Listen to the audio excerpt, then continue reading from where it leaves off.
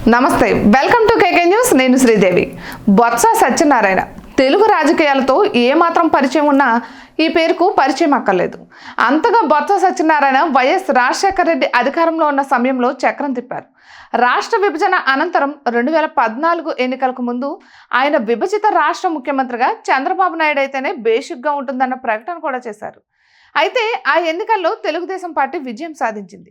కాంగ్రెస్ అభ్యర్థిగా చీపురుపల్లి నుంచి పోటీ చేసిన బొత్స సత్యనారాయణ ఘోర పరాజయాన్ని మూటకట్టుకున్నారు. ఆ తర్వాత తీరిగ్గా వైసీపీలోకి జంప్ చేశారు. ఇక 2019 ఎన్నికల్లో చీపురుపల్లి నుంచి విజయం సాధించి మంత్రి పదవి కూడా దక్కించుకున్నారు. జగన్ తొలి మంత్రి కేబినెట్లో స్థానం దక్కించుకున్న అతి కొద్ది మందిలో బొత్స ఒకరు. అంతగా ఆయన అధికారాన్ని అంటిపెట్టుకుని ఉండడం ఎలా అన్న విద్యలో ఆరితేరిపోయారు. సరే, ఇప్పుడు అంటే 2024లో బొత్స సత్యనారాయణ చీపురుపల్లి నియోజకవర్గం నుంచి పరాజయం పాలయ్యారు. వైసీపీ కూడా ఘోరంగా ఓడిపోయి కనీసం ప్రతిపక్ష హోదా కూడా దక్కించుకోలేకపోయింది. అది వేరే సంగతి. కానీ ఎన్నికలు అయిన తరువాత ఫలితాలు రావడానికి ముందు బొత్స సత్యనారాయణ వైసీపీ విజయం, జగన్ మళ్లీ ముఖ్యమంత్రి కావడంపై బోలెడంత ధీమా వ్యక్తం చేశారు. ఇక డిసెంబర్ 9న వైజాగ్లో జగన్ ప్రమాణ స్వీకారం చేస్తారంటే డంకా బజాయించి మరీ చెప్పారు. అయితే ఫలితాలు వెలువడిన తర్వాత పార్టీతో సహా తాను పరాజయాన్ని మూటగట్టుకున్న అనంతరం బొత్స వ్యూహాత్మకంగా కొంతకాలం మౌనంగా ఉన్న బొత్స సత్యనారాయణ ఇప్పుడు తన రాజకీయ చాణక్యం చూపుతున్నారు.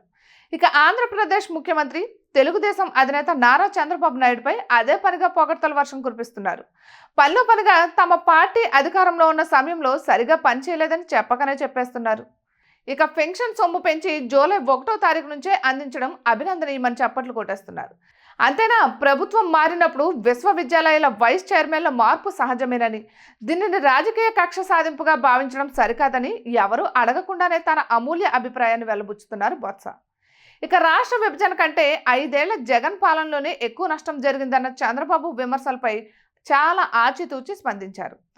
ఆ విషయం రాబోయే రోజుల్లో తేలుతుందన్నారు. అంతేకాదు, అధికారంలో ఉన్న సమయంలో వైసీపీ నేతలు, మూకలు తెలుగుదేశం కార్యాలయాలపై జరిపిన దాడులు తప్పేనని బేషరతుగా అంగీకరించేశారు. అలాగే తాను ఆనాడే ఈ దాడులను తప్పుపట్టానని కూడా చెప్పుకొస్తున్నారు.